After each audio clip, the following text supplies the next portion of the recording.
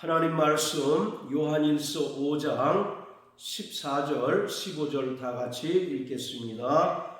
그를 향하여 우리의 가진 바 담대한 것이 이것이니 그의 뜻대로 무엇을 구하면 들으심이라. 우리가 무엇이든지 구하는 바를 들으시는 줄을 안즉 우리가 그에게 구한 그것을 얻은 줄을 또한 아느니라. 아멘. 본문은 기도에 관한 말씀입니다. 예수님께서 그리스도이시며 살아계신 하나님의 아들이심을 성령으로 시인하고 믿음으로써 구원을 얻고 영생을 얻은 자들은 이 땅을 살아가는 동안 하나님과의 영적인 교제, 곧 신령한 사귐을 가져야 합니다. 그런데 이러한 하나님과의 영적인 교제, 곧 신령한 사귐을 갖는 것 가운데 대표적인 것이 바로 기도입니다. 따라서 구원받은 성도들은 기도를 통하여 하나님의 뜻을 구하고 또 하나님의 뜻을 깨닫고 하나님의 뜻이 자신을 통해서 이 땅에서 실현되고 또 이루어지도록 힘쓰는 자가 되어야 합니다. 기도는 기독교뿐만 아니라 세상에 존재하는 모든 종교에도 존재합니다. 그런데 분명한 것은 기독교의 기도, 즉 성경에서 말하는 기도와 다른 종교에서 말하는 기도는 본질적인 차이점이 있습니다. 성경에서 말하는 기도는 하나님께 내 요구사항을 먼저 관철시키는 것이 아니라 하나님의 뜻을 구하고 하나님의 뜻이 나 자신을 통해서 이 땅에서 이루어지고 실현되도록 하는 것입니다. 그럴 때 하나님께서는 성도들이 이 땅을 살아가는 동안 필요한 것들을 채워주시고 공급해 주시는 것입니다. 마태복음 6장 10절에서 예수님께서 제자들에게 뜻이 하늘에서 이룬 것 같이 땅에서도 이루어지이다 라고 기도하라고 가르쳐 주셨습니다. 바로 그것이 기도의 원형인 것입니다. 우리의 부족함을 채우기 위해서 하나님께 떼쓰고 열심을 내므로써 원하는 것을 얻어내는 것이 기독교에서 말하는 기도가 아니라 하늘에서 이루어진 뜻이 기도를 통해서 나 자신이 깨닫고 그것이 나 자신을 통해서 이 땅에서 이루어지도록 하는 것이 곧 기도인 것입니다. 마태복음 6장 33절에서 예수님께서는 먼저 그의 나라와 의를 구하라. 그리하면 이 모든 것을 너희에게 주시겠다라고 말씀하셨습니다. 무엇을 먹을까, 마실까, 입을까 이것이 먼저가 아니라 먼저 하나님 나라와 의를 구하라는 것입니다. 하나님 나라와 의는 하나님의 뜻입니다. 즉 하나님의 뜻을 구하고 하나님의 뜻대로 순종할 때 하나님께서는 우리가 살아가는 동안 필요한 모든 것들을 채워주시고 공급해 주신다는 것을 말씀하셨습니다. 그리고 요한복음 14장에서 예수님께서 제자들에게 기도에 대하여 말씀하셨습니다. 자, 요한복음 14장 13절 14절 너희가 내 이름으로 무엇을 구하든지 내가 시행하리니 이는 아버지로 하여금 아들을 인하여 영광을 얻으시게 하려 함이라. 내 이름으로 무엇이든지 내게 구하면 내가 시행하리라.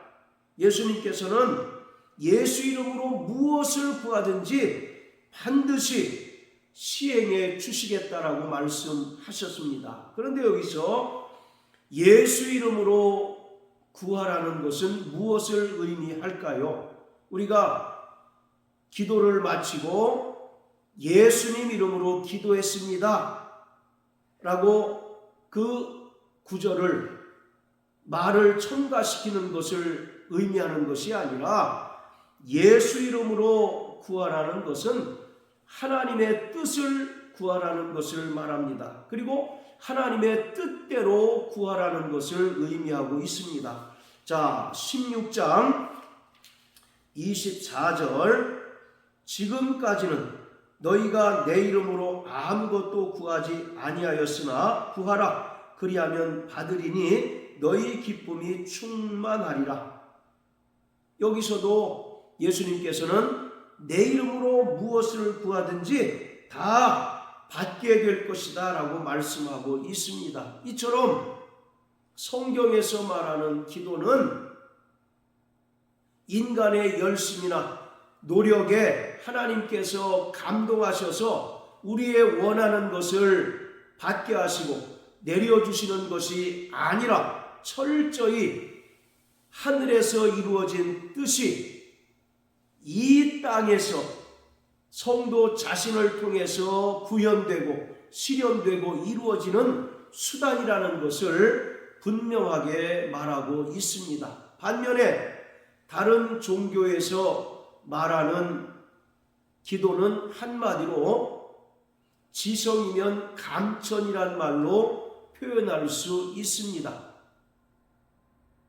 기도하는 자가 자신이 믿고 신봉하는 신에게 수고하고 땀 흘리고 열심을 내므로써 신을 감동케 하여서 자신의 원하는 것을 이루어지게 하고 또 자신의 병이 고침받도록 하는 것이 바로 기도입니다. 사도행전 17장 22절에 보면 사도 바울이 아덴 사람들을 향하여 너희는 범사에 종교성이 많도다라고 말한 것처럼 모든 인간에게는 기본적으로 종교성이 있습니다. 여기서 종교성이란 말은 귀신을 숭배하고 또 귀신을 섬기는 것을 말합니다. 따라서 세상에 있는 모든 다른 종교는 철저히 자신이 만든 신에게 지극정성을 드림으로써 신을 감동시키고 또 신을 감복시킴으로써 자신이 요구하고 또 원하는 것을 얻어내는 것이 바로 기도인 것입니다. 그렇기 때문에 성경에서 말하는 기도와 다른 종교에서 말하는 그 기도는 본질적으로 차이가 있습니다. 하나님께서는 구원받은 성도들이 얼마나 열심으로 기도했는지 그 여부에 따라서 응답을 결정하시는 분이 결코 아닙니다. 그리고 하나님께서는 구원받은 성도들이 얼마나 많은 시간을 기도하고 또 기도에 할애했는지 여부에 따라서 그 기도를 응답할지 여부를 결정하시는 분이 결코 아닙니다. 오직 하나님께서는 그의 뜻대로 구하고 또 하나님의 뜻대로 사는 자들에게 그 기도를 반드시 응답해 주시는 분이십니다. 사복음서에서 특히 누가복음은 기도를 강조하고 있습니다. 그런데 누가복음 11장에 보면 강청이란 말이 나옵니다. 이것을 대부분 그리스도인들이 오해를 하고 있습니다. 자, 누가복음 11장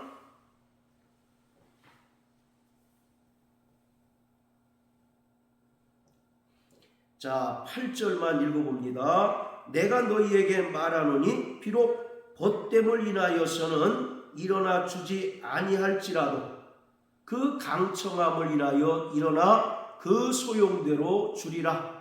여기서 이 강청이란 말을 사람들이 오해해서 하나님께 무례할지라도 떼쓰고 또 끈질기게 기도하면 하나님께서 우리의 요구사항을 응답해 주시고 들어주신다라고 이해를 합니다. 그런데 오늘 이 기도에 관한 비유는 기본적으로 유대인들의 나그네 환대법을 이해해야 올바로 이 비유를 우리가 이해할 수 있습니다. 유대인뿐만 아니라 중동의 사람들에게 있어서는 나그네 환대법은 그들의 생명과도 같습니다. 왜냐하면 그러한 척박한 환경에서 살아가는 자들에게 언제 어떤 일이 당하고 또 도적을 당하여 자신이 가진 재산과 또 목숨을 잃을지 알지 못하기 때문에 자신을 찾아온 나그네와 손님을 환대해야 합니다. 바로 그 집주인은 그 나그네의 목숨도 지켜줘야 하고 그의 모든 재산도 지켜줘야 할 의무가 분명하게 있습니다. 그렇기 때문에 유목 생활을 하던 고대 사람들에게 이 나그네 환대법은 너무너무 중요한 것입니다. 말씀드린 것처럼 언제 어떠한 방식으로 무슨 일을 당하여서 목숨을 잃거나 또는 자기가 가진 재산을 빼앗길 수 있기 때문에 아무라도 자신을 찾아온 나그네를 문전박대해서 안 되고 또 되돌려 보내서는 안 되고 자신을 찾아온 나그네를 먹이고 입히고 재우는 것뿐만 아니라 목숨도 보호해 줘야 하고 또 그가 가진 재산도 보호해 줘야 할 분명한 의무가 있습니다. 이것은 자신도 그러한 위기를 당할 수 있기 때문에 그러한 위기 때에도 상대방이 자신을 그와 같이 환대하고 지켜주기를 바라는 그런 마음에서 그들은 철저히 나그네를 환대합니다. 이것이 성경의 구체적인 사례로 등장을 합니다. 자, 창세기 19장을 다 같이 보십니다. 창세기 19장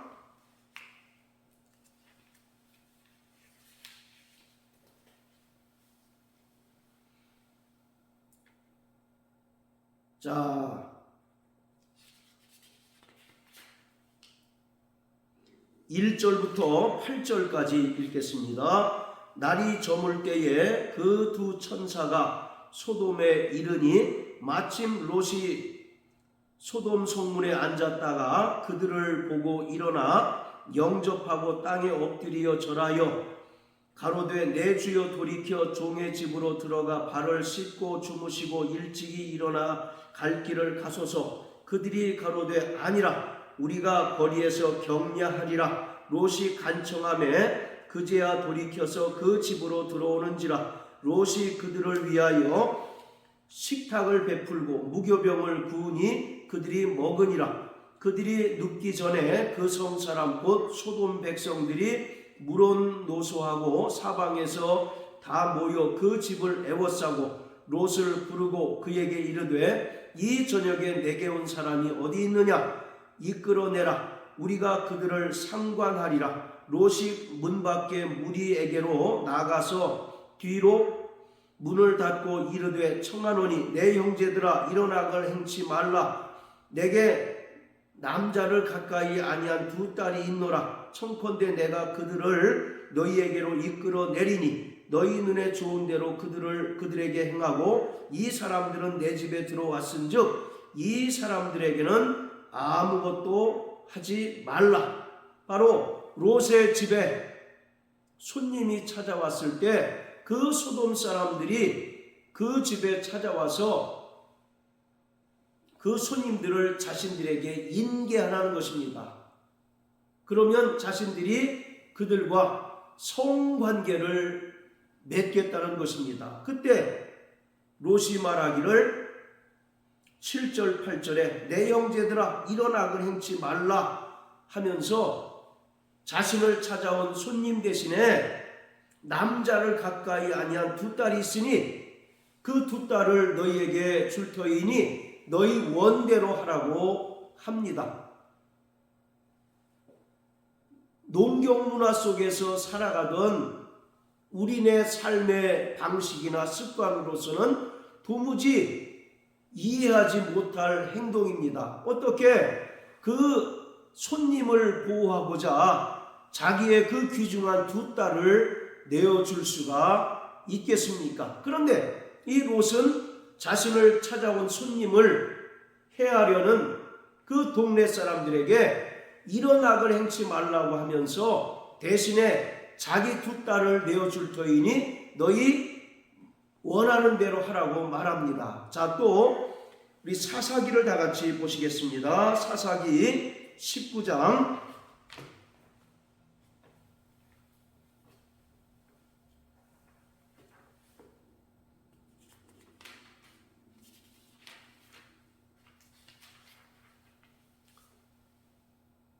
자, 22절부터 24절까지 읽겠습니다. 그들이 마음을 즐겁게 할 때에 그 성읍의 비류들이 그 집을 애워싸고 문을 두들기며 집주인 노인에게 말하여 가로되 내 집에 들어온 사람을 끌어내라. 우리가 그를 상관하리라. 집주인 그 사람이 그들에게로 나와서 이르되 아니라 내 형제들아 청하노니 악을 행치 말라. 이 사람이 내 집에 들었으니 이런 망령된 일을 행치 말라. 보라 여기 내 처녀 딸과 이 사람의 첩이 있은즉 내가 그들을 끌어내리니 너희가 그들을 욕보이든지 어찌하든지 임의로 하되 오직 이 사람에게는 망령된 일을 행치 말라 하나.